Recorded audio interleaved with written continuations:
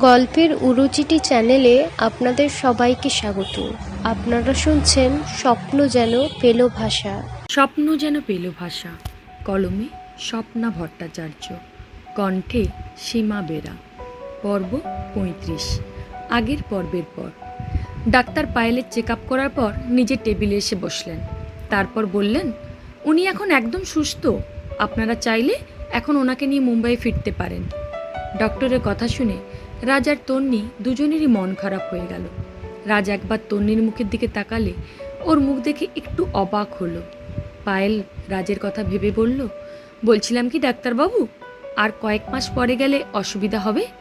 Doctor বললেন, দেখুন পায়েল, যাওয়া যদি দরকার তো সেটা এখন চলে যাওয়াই ভালো। এখন আপনার 5 মাস চলছে, এরপরে বেশি মাসে যাওয়াটা কিন্তু রিস্ক হয়ে যাবে। আরও কিছুক্ষণ ডাক্তারের সাথে ডিসকাস করার পর ওরা বেরিয়ে এলো টেস্ট করাতে। এদিকে সিনেমা হলে 3জন সিনেমা দেখতে বসেছে। তিতলি মাঝখানে বসেছে আর 2জন দুই দিকে। 3জনের হাতেই রয়েছে popcorn. Adventurous end game cinema চলছে। আমরা প্রায় সবাই জানি অ্যাডভেঞ্চারাস এর সিনেমাগুলো কেমন ফাটাফাটি হয়, তাই সবাই উত্তেজনা নিয়ে দেখছে। হঠাৎ আহিল দেখল কলি একেবারে মগ্ন হয়ে হাঁ করে দেখছে, যেন পর্দা ভেদ করে ঢুকে যাবে।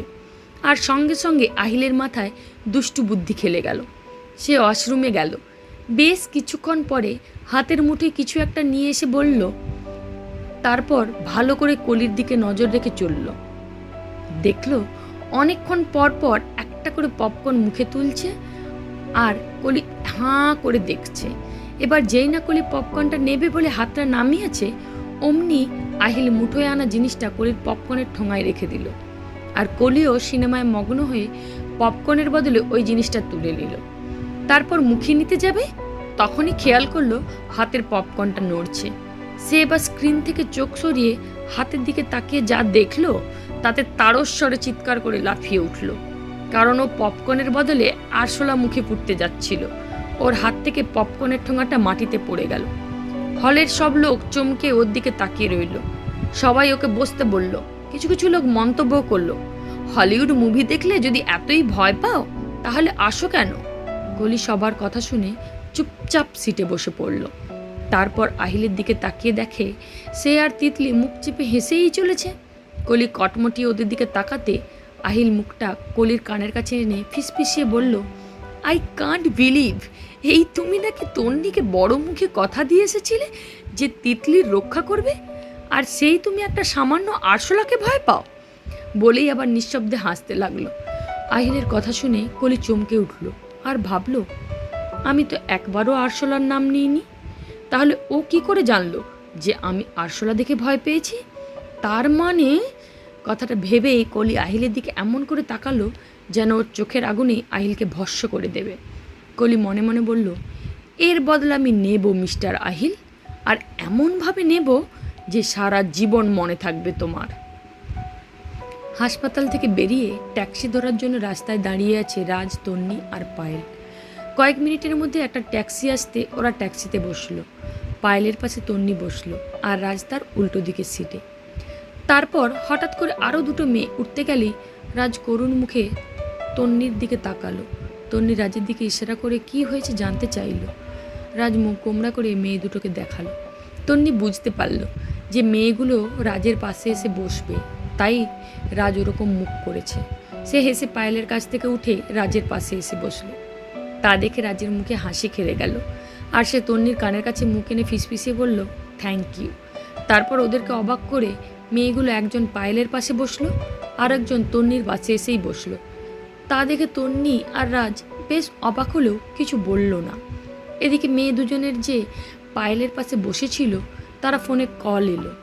মেয়েটি ফোন ধরতে অপর প্রান্তের ব্যক্তি বলল, সব ঠিকঠাক আছে তো? যেরকম বলেছি সেরকম করেছো তো? মেয়েটি বলল, হ্যাঁ স্যার, আপনি যেরকমভাবে অঙ্ক বুঝিয়ে দিয়েছেন সেভাবেই করব।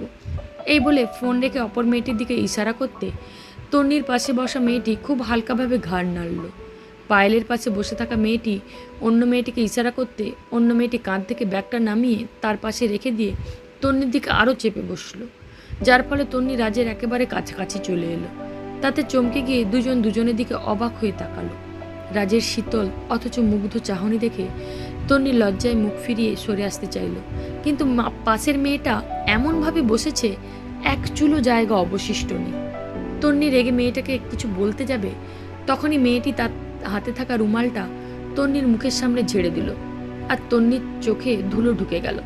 তন্নির চোখে হাত দিয়ে আ করে উঠল, আর মেয়েটা সরি সরি বলে এমন ভাব করলো যেন ইচ্ছে করে সে করেনি। রাজ পকেট থেকে রুমাল বের করে সযত্নে তন্নির চোখ থেকে ধুলা বের করতে লাগলো। তারপরে যেই না চোখে ফু দিতে শুরু করলো, ঠিক তখনই পায়েলের পাশে বসে থাকা মেয়েটা সবার নজর এড়িয়ে ওদের ফটো তুলে নিল।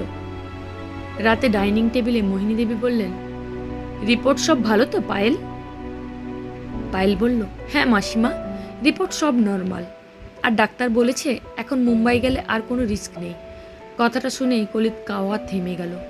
মোহিনী দেবী বললেন, যাক, ভগবানের কৃপায় তোমার সব বিপদ কেটেছে। তা রাজ, এবার কি তবে চলে যাবে ভাবছো? রাজ তন্নির মুখের দিকে একটু তাকিয়ে বলল, হ্যাঁ আন্টি, যেতে তো হবেই। পায়েলের সেফটির জন্য এখন যাওয়াই বেটার। রাজ লক্ষ্য করল যাওয়ার কথা বলার পরই তন্নির চোখটা ছলছল করে উঠল। কয়েক সেকেন্ড পর সে চোখ নামিয়ে মুচকি হাসল। রাজেদের যাওয়ার কথা শুনে আর একজনের হুঁশ উড়ে গেল। রাজ নকল দাঁড়ি গোপ খুলে ফ্রেশ হয়ে শুতে যাবে, এমন সময় মেন দরজায় ঠক ঠক। আহিল এবার রাজের দিকে চেয়ে দরজা খুলতে গেল। কয়েক সেকেন্ড পর কলি ঘরে গটগট করে ঘরে ঢুকে রাজের পাশে এসে বসে পড়ল। আপনি এমন সময়? কলি কেঁদে বলল, তুমি সত্যিই চলে যাবে জিজু? তুমিই না আমাকে কথা দিয়েছিলে যে আমার দিভাইয়ের সব বিপদে তার পাশে থাকবে? হয়ে গেল পাশে থাকা? তুমিই না বলেছিলে এখন দিভাই তোমার বন্ধু, বন্ধুকে কি এই পরিস্থিতিতে ফেলে চলে যাবে? রাজ গম্ভীর মুখে কলির দিকে তাকিয়ে রইল। কলি আবার বলল, কি হলো বলো, চুপ কেন? ওই সব তাহলে শুধু কথার কথা ছিল, তাই না? রাজ বলল, কলি, রাজ কখনো কথা দিয়ে সেই কথার খেলাপ করে না। মানে? রাজ কলিকে কিছু কথা বলল, যা শোনার পর কলির মুখে হাসি ফুটল। সত্যি? প্রমিস? রাজ হেসে বলল, প্রমিস। অপরদিকে ফোনে মনতোষ বর্মনের সাথে তনের কথা চলছে। মনতোষ বর্মন বললেন, এতদিন ওই বাড়িতে থেকে কিচ্ছু করতে পারলে না, এবার তো ছড়াগুলো ওকে নিয়ে মুম্বাই চলে যাবে। আর একবার ওয়েস্ট বেঙ্গল থেকে বেরিয়ে গেলে আমার করার কিছু থাকবে না, কারণ বাইরের রাজ্যের আইন আমার হাতের মুঠোয় নেই। তাই ওরা যাওয়ার আগেই যা কাজ করার করো। তনয় বলল, আমি দেখছি, খুব তাড়াতাড়ি আমি এর বিহিত করব। মনতোষ বর্মন বললেন, হ্যাঁ, আর কোনো রাস্তা নেইও তোমার কাছে। একবার যদি পাখি উড়ে যায় না, এই মনতোষ বর্মন তোমার একেবারে 12টা বাজিয়ে দেবে, এই বলে দিলাম। আমার কথাটা। তনয়ের পুরো কথা শেষ হওয়ার আগেই ফোন কেটে দিল, আর তনয় রীতিমতো ভয় পেয়ে গেল। পরের দিন তনয় অফিসে বেরিয়ে যাওয়ার পর রাজ বাড়িতে এলো। সে দেখলো কলি সোফায় বসে ল্যাপটপে কি করে চলেছে। রাজ তার কাছে গিয়ে বলল, কলি। কলি ল্যাপটপ থেকে মুখ তুলে বলল, বলো, এসে বসো। রাজ গিয়ে কলির পাশে বসে আস্তে আস্তে জিজ্ঞেস করলো, রিপোর্টার 24 ঘন্টা কই? কলি ভ্রুকুচকে জিজ্ঞেস করলো, 24 ঘন্টা? রাজ মামাবাবুর নকল করে বলল, কৃষ্ণ কৃষ্ণ। কলি হো হো করে হেসে উঠল, তারপর বলল, সত্যি জিজু, তুমি তো আমার থেকে এক কাটা এগিয়ে। যাই হোক, উনি কোথায় গেছে তো বলতে পারবো না, তবে বাড়িতে নেই। ওকে, আপনি তন্নি আর আন্টিকে ডেকে আনবেন প্লিজ, একটা কথা আছে। কলি দুষ্টুমি করে বলল, কি কথা? দিভাইয়ের হাত চাইবেন ভাবছেন নাকি? রাজ শাসনা সুরে বলল, কলি। কলি হা হা করে হেসে রান্নাঘরে চলে গেল, আর মোহিনী দেবী ও তন্নিকে সাথে নিয়ে এসে বসলো। মোহিনী দেবী বললেন, কিছু বলবে বাবা? রাজ বলল, হ্যাঁ, মানে বলছিলাম, আজ আমার কনসার্ট আছে ইডেন গার্ডেন স্টেডিয়ামে। সত্যি কথা বলতে, সঙ্গীত শিল্পী হিসেবে খ্যাতি পাওয়ার পর এই প্রথম ওয়েস্ট বেঙ্গল স্টেজ শোতে গাইতে চলেছি। তাই আমি চাই আপনারা আসুন। আপনারা আসলে আমার সত্যি ভালো লাগবে। কলি এক্সাইটেড হয়ে বলল, ওয়াও, সে তো দারুণ হবে। কিন্তু পরক্ষণেই মুখ গোমড়া করে বলল, কিন্তু টিকিট কি এখন পাওয়া যাবে? রাজ বলল, টিকিটের চিন্তা করবেন না, আমি পাস দিয়ে দেব। প্লিজ আন্টি, চলুন আপনারা। মোহিনী দেবী বললেন, আচ্ছা, আমি দেখছি কিভাবে ম্যানেজ করতে পারি। তুমি বসো বাবা, আমি তোমার জন্য একটা জিনিস আনছি। বলে মোহিনী দেবী রান্নাঘরে চলে গেলেন। তন্নিও যাওয়ার জন্য উঠে দাঁড়ালে রাজ বলল, তন্নি। তন্নি ঘুরে তাকালে কলি তার হাত ধরে রাজের পাশে বসিয়ে দিল, আর বলল, বস তো, একটু রাজবাবু কি বলছে শুনে নে। তন্নি রাজের দিকে তাকিয়ে বলল, বলুন, আপনি যাবেন তো? তন্নি কিছু না বলে চোখ নামিয়ে নিল। কি হলো? আন্টি তো ম্যানেজ করবেন বললেন, তাহলে? বাবা রাজি হলেও তনয় কখনো যেতে দেবে না, আমি নিশ্চিত। তাই আমার কথা বাদ দিয়ে দিন, মা আর কলি যাক। তন্নির কথায় রাজির খুব কষ্ট হলো। ও তন্নিকে নিয়ে যাওয়ার জন্যই সবাইকে যাওয়ার কথা বলেছিল, কিন্তু তন্নি যেতে পারবে না জেনে ওর খুব খারাপ লাগলো। এমন সময় মোহিনী দেবী এলেন প্লেটে করে পুলি পিঠে নিয়ে। একটা প্লেট রাজের হাতে দিলেন আর একটা প্লেট কলির হাতে দিলেন। তারপর বললেন, তুমিও যাবে বৌমা, আমি তোমাকে কথা দিচ্ছি আমরা যাব, আর সাথে তুমিও যাবে। খোকাকে রাজি করানোর দায়িত্ব আমার। মোহিনী দেবীর কথায় সবাই আশ্বস্ত হলো। সত্যিই কি তন্নি যেতে পারবে রাজের কনসার্টে? জানতে হলে শুনতে হবে পরের পর্ব। নমস্কার।